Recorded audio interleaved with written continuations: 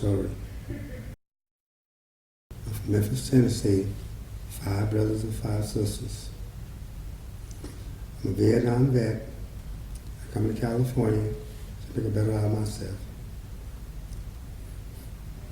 I went to Oakland, had a job, been a sub-school teacher, and worked there as a GI, building homes thing.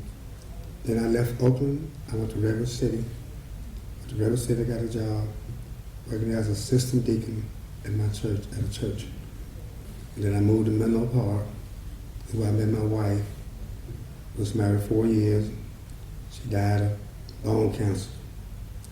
I lost everything in my heart, decided not to go to work or whatever. And I started being homeless. And when being homeless, then I got this job at Value Engineer through the agency. I worked as on an agency then. They wanted to hire because I was a good worker. And then the vet knew I was homeless. And then they come and get me in and give me a place to stay. It was called Casa Oba, that's in downtown Palo Alto.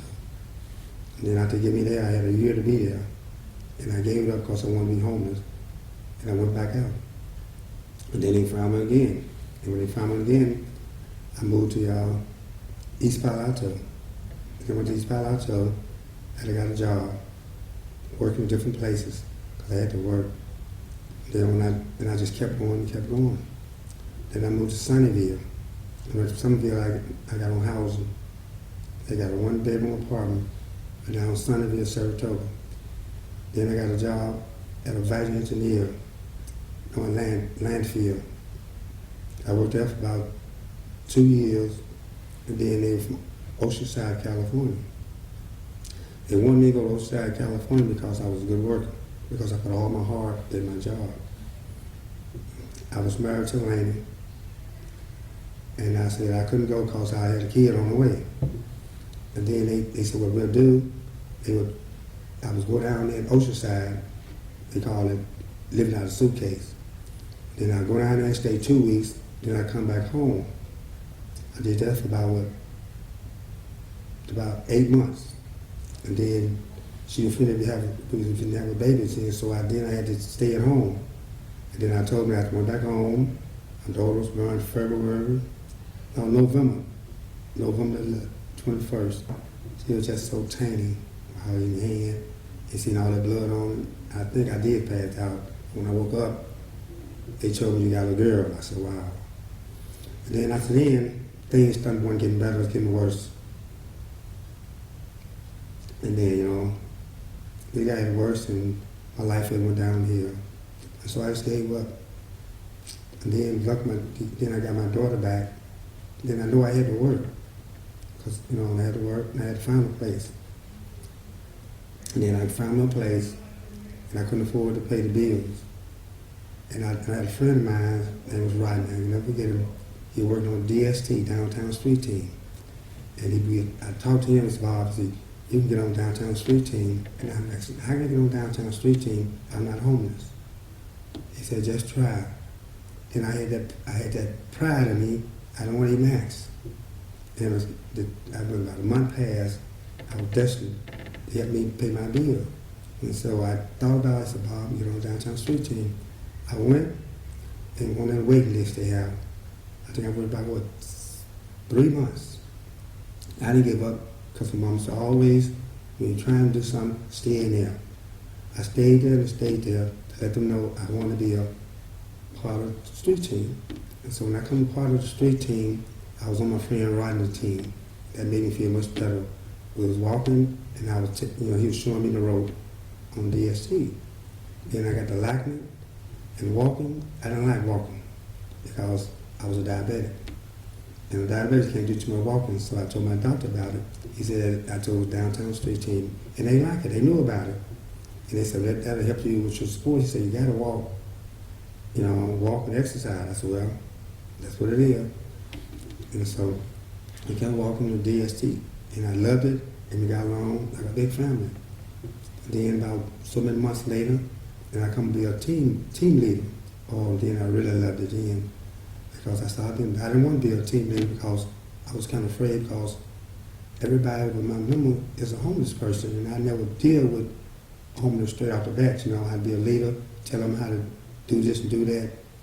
But then I figured out it works. Then I think Michael Davis, he was the person, but he passed away. And he says, Bob, you gotta be a man, you gotta stand up. You can't let your friend be number one. You gotta let your job. But he always come to me and he always tell me things. But you know, when you got somebody above, I was always afraid of him because when he comes straight to me, stand up, stick your chest out, you know. And I always did that. But when it's a thing how it is, you know.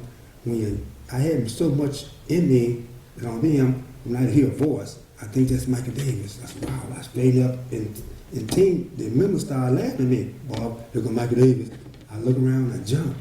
And they be joking because, you know, he's the kind of person to tell you if you're wrong or you're right. He don't bite his tongue. He don't sugarcoat it like people down south say. He don't sugarcoat it. He comes straight and tell you. And then, you know, working, and things started getting better, you know. I started putting you know, the self-esteem. I started with self-esteem. Then I started opening up to people and letting, you know, once you get with the DST, I didn't know him. It was just like a stranger. And then when I started talking to them, it seemed like it started being like a brother or sister you're talking to.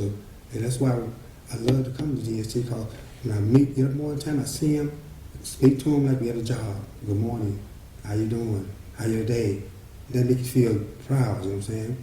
And I said, wow, DST is something everybody should love, because like I said, DST don't look at you where you're from or whatever it is, or this and that. Other people look at you, they think you are a nobody. They think that you're homeless, a nobody, or some wasting your time. But DST come on the scene, they look at us, they don't judge us, they don't turn us down, they always got their hand out, they always give us that second chance. And that's what they did for me, give them a second chance, let them know, help them, stand by them, and do whatever they say. And that's why every day I come in here, listen to them, and the job I got, I love it. Things that if for the pay, I don't look at that. I look at what they're trying to do to help me get back into the society. Because sometimes when you're not working 20 and 30 years, you don't know what to do. You don't know what time to get up, don't know what you got to do on the job. So DST showed me how to be on time, show your respect, be clean, neat, and change your whole attitude. First, I know how to budget. I take my money and I spend it. I was Rachel and Greg, and they told me how to budget, put up things, save, you know, like my mom said, save for the future, or save for a rainy day. Then the same thing they would tell me, my mother told me, and so I listened to them. That makes me feel good, you know what I'm saying? Especially with DST. So when I start coming to meetings on Tuesday, I love to come there, see all the yellow shirts, and see where we come from. When you're dead, and when you come to them, you seem like you're alive, and you see joy. You know, that's why I get up there and say hey to them. It makes me feel good. To make them feel good, and let them know that somebody out there is wishing to see us where we come from. That's why I said DST. I thank God for DST, because God knows we're not nobody. He knows we're somebody, and DST showing us that we're somebody. You go to them, they're there to work for them. They want us to make them work. And that's what we're supposed to do, make them work. And I make them work. I go to them, you ask them what you want. If you want things about housing, they will help you. You want a job, they will help you. You want a bus pass, they will help you. If you want anything, you want food, they'll help you. That's why I said, if you want anybody else, they won't help you. DST, Greg, Rachel, and Olivia, they would like to say, like Jesus said, he'll put his hand out and grab you. DST do the same thing. They'll put their hand out, grab you, and show you the way. You know what I'm saying? That's why I would say they would make them work. And they would do that. But yes, when I come with the DST, you know, and got the job, going over to say, then I have this lovely daughter. Because every time I look at my daughter, it makes me feel stronger, because when you become a father, you got to stand up and be a father. So I have a daughter. And so since the DST got me on the right road, so now I can go and help my daughter. I have my daughter. We got a one-bedroom apartment. She go to school. She's a lovely person, well. And she told me, Daddy, you know, you got a big responsibility. That's what you mean. She said, you know, you got to take care of me. You got to buy me clothes. You got to buy me school. You got to buy me bikes. You got to do a whole lot. She said, you got a handful. I look at her and I think in my mind, she's right. I got a big handful. So that means I got to be a better man than I am today to prove her that I can do all this and to support her.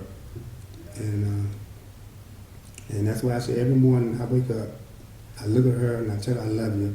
Then I come to DST. She makes sure that I get up and go to work, like my mother, get up and go to work, Dad. And so that's why I love DST, because they got a time for me to take my daughter to school.